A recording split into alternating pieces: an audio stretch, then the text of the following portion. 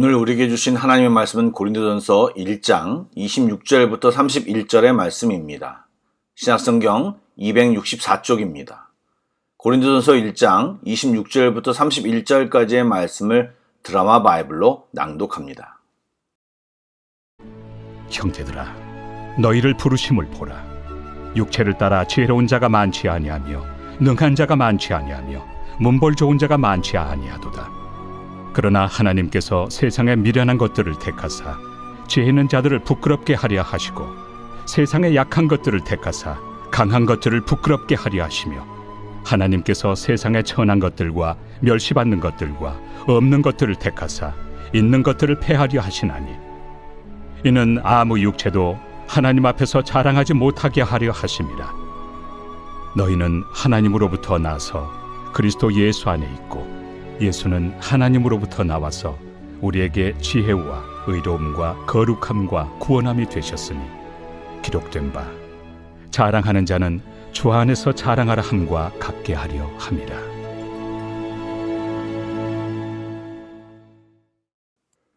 고린도 교회 성도들의 면면을 살펴보면 지적으로나 능력 면에서 또 사회적 신분이나 부유한 사람들이 일부 있었으나 대부분은 사회적으로 약자였고 소외된 사람들이었습니다. 하지만 그런 조건이 복음을 받아들이고 회심을 경험하며 새롭게 변화하는데 아무런 제약이 되지 않았습니다. 오직 하나님의 은혜만을 절실히 의존하면 되었던 것입니다. 예, 하나님은 미련하고 작은 자들을 부르셔서 당신의 자녀로 삼아주시고 함께 일하십니다. 그런데 보통 사람들은 자신의 처지를 살펴보고 자기보다 학식이나 경제력이 나은 사람들을 가까이 하려는 경향이 있고 스스로 부족하다는 것을 먼저 느끼고 방어하며 변명하며 다른 무언가로 그것을 포장하려는 경향이 있습니다. 그래서 지금 고린도 교회 성도들처럼 몇몇의 능력 있는 사람을 중심으로 모여 그 안에 속한 것으로 안정감을 누리고 더 나아가 그 무리의 생각을 지나치게 주장하며 분쟁하였던 것입니다. 현대 교회에서도 교회 공동체 안에서 영향력이 있는 직분에는 경제력과 학식 그리고 세련된 말솜씨 등을 갖춘 사람만이 선택되어지는 경향이 있습니다. 이왕이면 다홍치마라고 신앙도 있고 그런 능력이 있으면 정말 좋겠지만 신앙이 없이 그것만이 기준이 되어진다면 문제가 있는 것입니다. 이에 사도 바울은 하나님의 부르심과 하나님의 사람에 대한 기준을 말씀하고 있습니다. 그것이 무엇입니까? 바로 하나님을 절대적으로 의존하며 하나님의 은혜에 의지하며 살아가는 것입니다. 하나님께서 부르시는 사람은 세상의 잣대와는 전혀 다릅니다. 하나님은 오히려 세상에서 미련하고 약한 사람들을 택한다고 말씀하셨습니다. 하나님은 이들을 택하셔서 자신의 지혜와 강함과 소유를 자랑하는 사람들을 부끄럽게 하십니다. 노쇠한 모세가 이새의 가장 막내 아들 다윗이 시골 갈릴리 어부들이 선택된 것이 바로 그 증거입니다. 하나님은 연약한 우리들을 빚어 얼마든지 영광스러운 도구로 사용하실 수 있으십니다. 바울은 하나님이 고린도 교회 성도들 같이 연약한 자들을 선택하신 이유를 말합니다. 그것은 아무 육체도 하나님 앞에서 자랑하지 못하게 하려는 것입니다. 그러나 잘 생각해 보면 연약한 자들은 마음이 가난합니다. 그래서 하나님의 도움을 구합니다. 하나님을 의지하고 하나님께 순종합니다. 그러나 뭔가를 가지기 시작하면 그 다음부터 하나님을 의지하지 않습니다. 그리고 교만해집니다. 그리고 나면 더 이상 하나님께 순종하지 않습니다. 그러므로 하나님께 나오는 자들은 하나님께 순종해야 하고 세상의 것을 앞세우며 특별 대접을 받으려는 교만한 생각을 버려야 합니다. 그런 생각을 가지고 있으면 하나님과 함께하지 못합니다. 하나님은 교만한 자들을 물리치시고 겸손한 자에게 은혜를 주신다는 사실을 잊지 말아야 합니다. 마치 십자가와 같습니다. 십자가는 흉악한 죄인들이 매달렸던 사형틀입니다.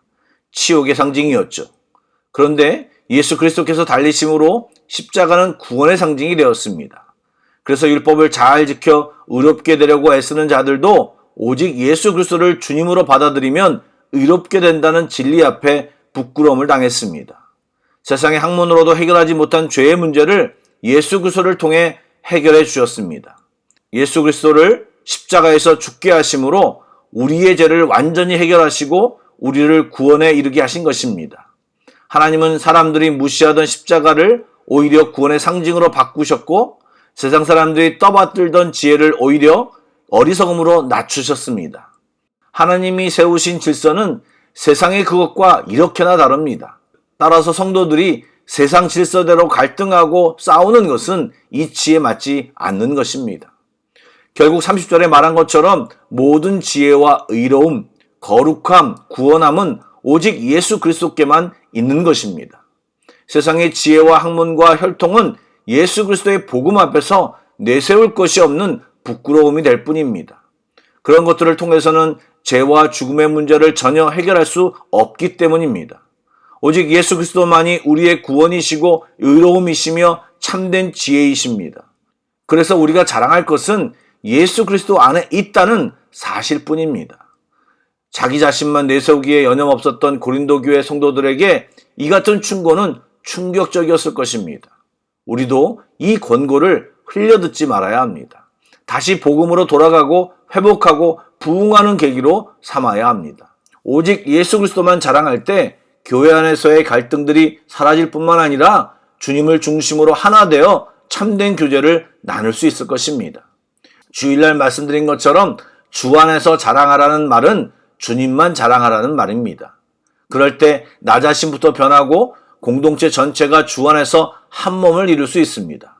그러나 반대로 나를 내세울 때 공동체는 분쟁하고 나눠지는 것입니다. 세상의 기준으로 자신을 내세우거나 다른 지체들을 판단하지 마시기 바랍니다. 주님만 높이고 주님만 자랑하는 삶이 주님이 원하는 삶이요, 그분의 축복이 우리 안에 머무는 비결입니다.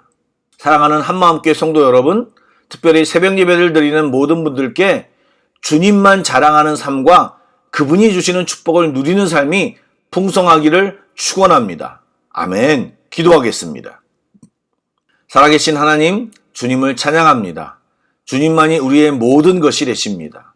자꾸 우리의 것을 자랑하고 싶고 우리가 가진 것을 의지하고 싶은 마음을 내려놓고 겸손히 주님 앞에 나아가기를 소망합니다.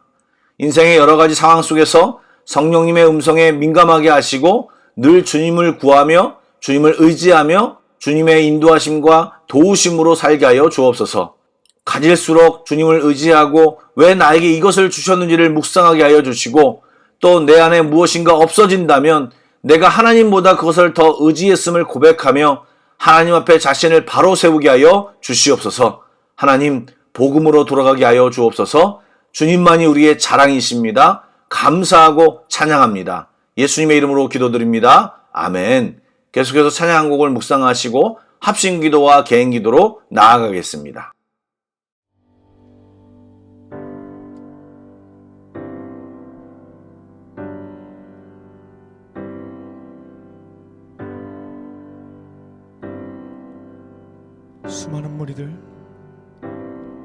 수많은 무리들 줄지어 그분을 보기 위해 따르네.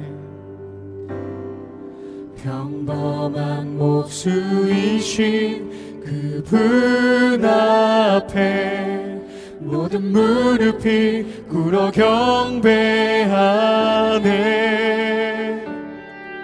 모든 문제들 하나하나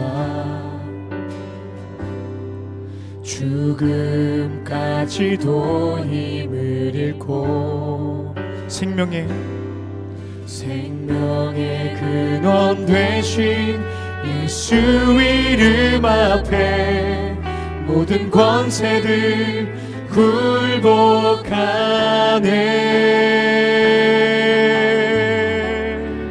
예수 이름 높이세. 능력의 그 이름 예수 이름 높이세.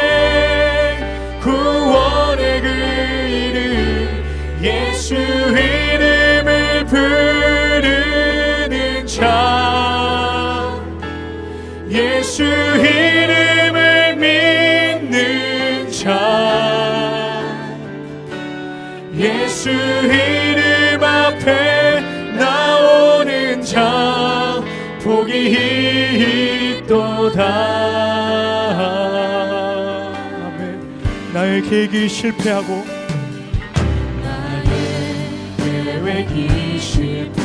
나의 소망이 끊어질 때, 나의 소망이 끊어질 때 삶의 주관자 되신 그분께, 삶의 주관자 되신 그분 앞에 나의 무릎을 꿇어 경배하네. 나의 삶을 그분께 맡길 때 비로소 나의 마음 변하네. 구원의 반석 되신 예수 그리스도, 구원의 반석 되신 예수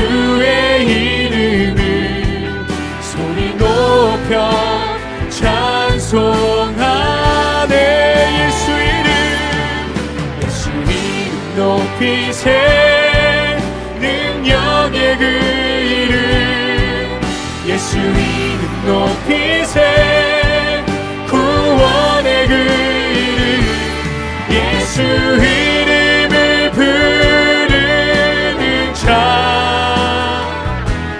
예수 이름을 믿는 자 예수 이름 앞에 나오는 자 복이 있도다 예수 이름 높이세 예수 이름 높이세 능력의 그 이름 예수 이름 높이세 구원의 그 이름 예수 이름을 부르는 자 예수 이름을 믿는 자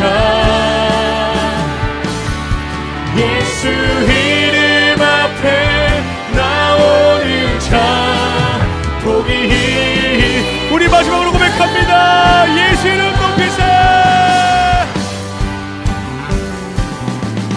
예수 이름 높이세 능력의 그 이름 예수 이름 높이세 구원의 그 이름 예수 이름을 부르는 자 예수 이름을 믿는 자